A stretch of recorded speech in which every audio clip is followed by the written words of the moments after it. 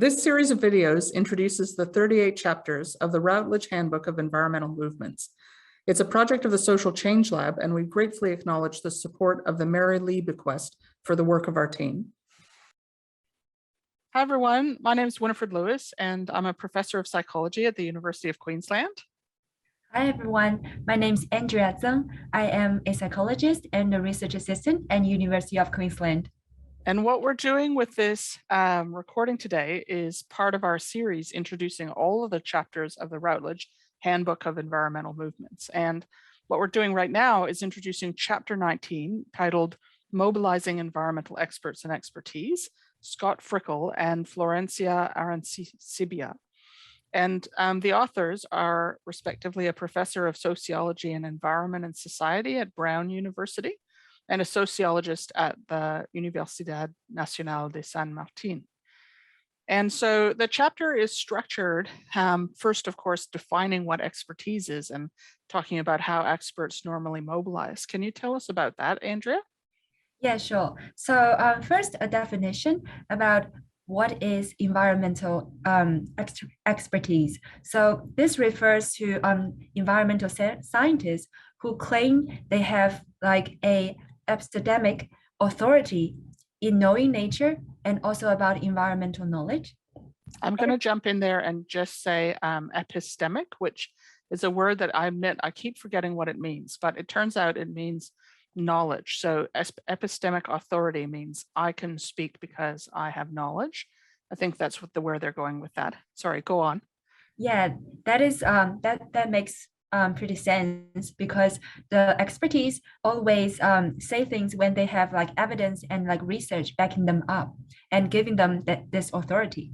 So there is always a uneasy alliances between the environmental activists who claim they have a political authority in this protecting nature, and there is a alliances from them with the environmental scientists who has all the knowledge.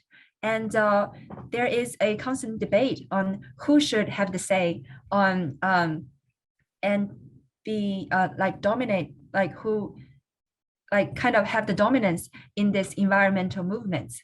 Yeah, and at least some environmental scientists are reluctant to accept that activists or community members or indigenous peoples have knowledge that has its own authority. So that's been a culture clash. The authors talk about that. Yes, and in this chapter, we especially talking about how to make expert activism to mobilize expertise, people with expertise to join the movements and also facilitate lay expert collaborations. Yeah. And we are particularly interested in how expert mobilization into environmental movement is organized and what effect that it brings on to the environmental science. Yeah, that's right. And I guess part of the other part in this part of the chapter is saying how scientists often will mobilize in their own professional communities. So, you know, you might have an environmental psychology group. In fact, one does have that. And, there might be an environmental sociologist, environmental politics, and they all are different communities of experts. Very rarely, sometimes, it says in the chapter, scientists will form a public interest group. And an example from the 1960s was the Union of Concerned Scientists, which together were protesting against nuclear weapons. But in general, the networks have been through the professional disciplines. In this part of the chapter, it also talks a little bit about how smaller organizations might connect with, individual scientists to try and get them to act. But larger social movement, environmental movement organizations sometimes have their own scientists that they have hired. And having toxicologists and people that are working on industrial chemicals, it's been really important to have that expertise for court cases and challenges and so on. Yes. I guess that's kind of what I see in this part of the chapter. Another part that they transition to right before a detailed case study is talking about the assumptions that many scholars have made about expertise and how it works in conjunction with the environment movement. So one assumption is that scientific knowledge is valuable and useful. And as we're going to see in the case study, and as we've also seen in the climate change context, that certainly is true to a point, but oftentimes science can be ignored and dismissed. So that's an issue. Another issue is how rare or common are expert activists, and how do experts typically join. And basically the authors in with these limitations are foreshadowing that although in a case where an issue is really novel and unknown, individual scientists can act as whistleblowers. Very often scientific networks will contribute to movements in an organized collective way. And so the case study that the authors present in the chapter is one I had never heard of. I'm sure it's the same for you, right, Andrea? Yes. So we're based in Australia. I'm Canadian originally, as some can hear from my accent, but I've been here for 20 years. And so I did not know that in Argentina, there's been an ongoing issue of health and industrial pollution from genetically modified soy food, soybeans, and the pesticide Roundup. So Monsanto had created these soybeans that resist the pesticide, and that allowed the pesticide to be applied in very large quantities to huge industrial farms in Argentina. But something called pesticide drift, when the pesticide enters the waterways and local farms, started to have an impact on children and adults' health, and led to a rash of studies, or not, sorry, that was the point. It was informal data collection by local people, noticing that there was this geographically centered epidemic happening of illnesses that they attributed to the pollution. So a mothers group formed and tabulated all the local illnesses and showed how it had a geographic pattern, and was completely ignored. And then they reached out to the scientists in the municipal office and regional offices of the Department of Health. And those scientists collected data and showed that there was ongoing issues of illness and birth defects and mortality, and it was linked to the pesticide geographically, and their report was ignored. And in addition, the scientists were attracted a lot of bullying and persecution, and people tried to censor their data, and in both cases they ended up having to walk away from the work. And this went on sort of an ongoing basis for a few years, and then there was a big breakthrough, and the authors kind of draw attention to this as a feature of effectiveness, where through the scientific network they were able to connect from regional scientists to the capital city of Argentina. And there was a scientist group there, and they had an event to highlight this cause, and that drew a lot of attention to the movement and started to get people interested. And so at this point, an embryologist did a study in 2009, and there was a graphic picture of deformed fetuses on the front page of the national newspaper, and it really mobilized awareness and built a sense of the importance of this cause. But again, action wasn't taken, and the scientist was received threats professionally, was forced to resign, and even was physically attacked. And it's argued that that's linked to his whistleblowing. And so that infuriated the scientific community and caused numbers of other scientists to start doing this type of work. And so at this point, Argentina became a world leader in the study of the effects of chemical poisoning and pesticide poisoning. And so they've published dozens of studies. A local university developed a program where their medical students every year go out into communities that don't have access to government scientists, and they collect data on the health and well-being, morbidity and mortality of the local peoples. And that gets brought back and fed into scientific papers and community activism, and a report is given to the community and so on. So at this point, where we are now is that there's a really fleshed out international movement, internationally profiled movement, but also a really fleshed out national activist kind of synergy between groups that have formed to resist pesticide pollution all around the country, reacting to this opportunity to to give voice and to document the illnesses affecting their villages, and scientists that are sort of moving into this in a very organized way. And so the author really highlights from this case study 4 lessons from the area, which is called Pueblos Fumigados, sprayed villages. Tell us about those lessons, Andrea. Yes. So this Argentina cases is very impressive, and drawing from like their learning experience, we kind of the author stresses 4 key points. So the first one is before this study, very few studies actually investigate how expert mobilization is actually organized. And this is the advantage of our study, because we kind of see there is a trend that expert mobilization often occurs through networks, and in return, the mobilization of experts also creates new networks.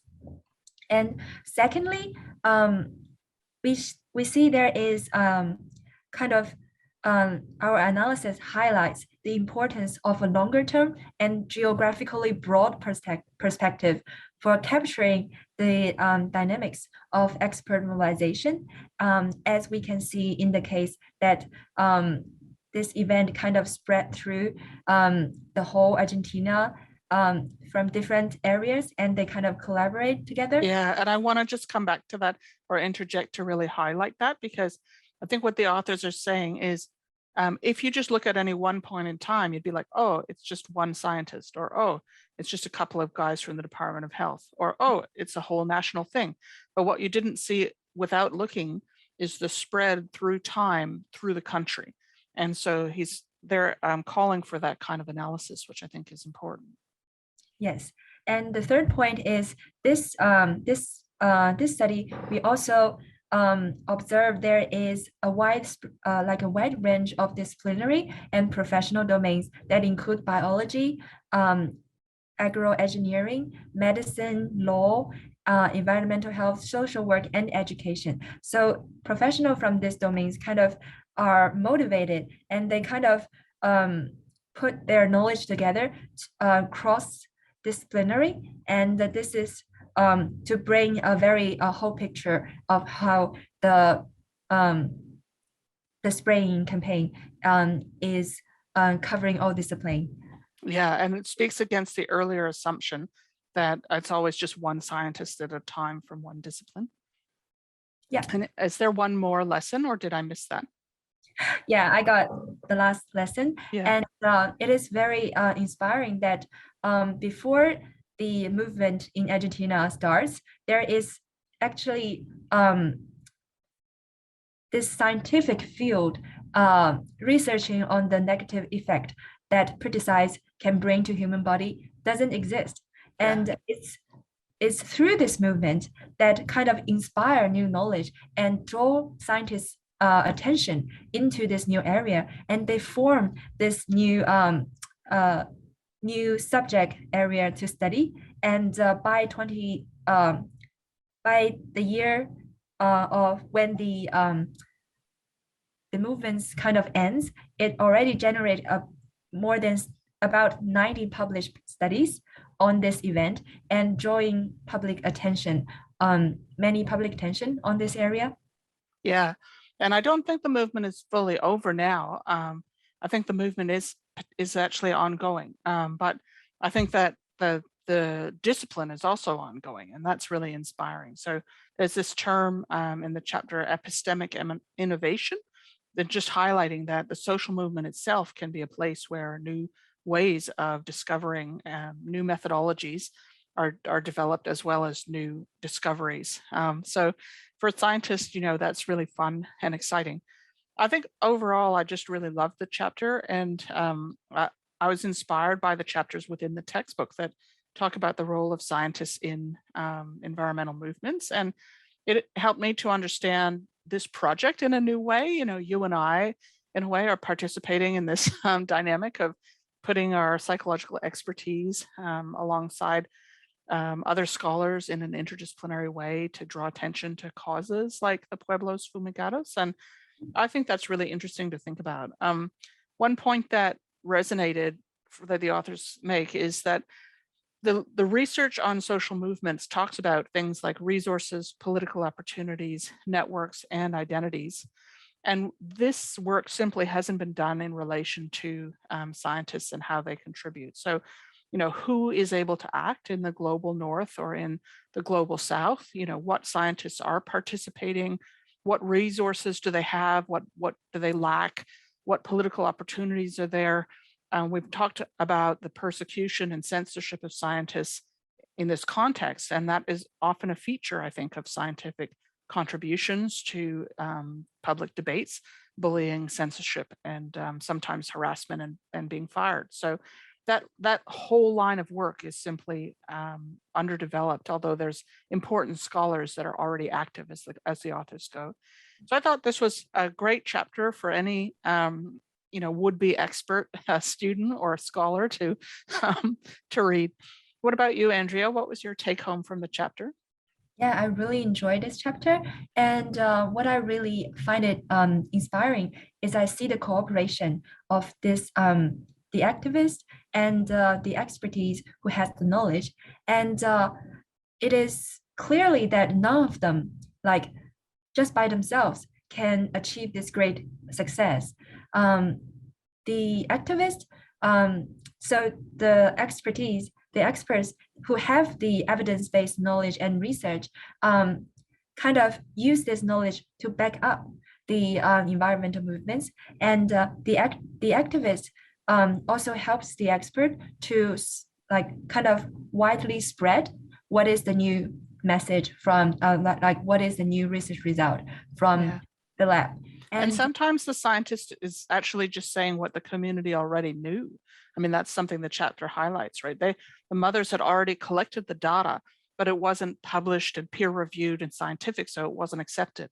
And of course, the irony is when the scientists gathered it and published it, it still wasn't accepted. But oftentimes, scientific expertise, including in court cases, is the lever that leads people to act. And what we saw in that case was when it hit the front page of the national newspaper, that research on,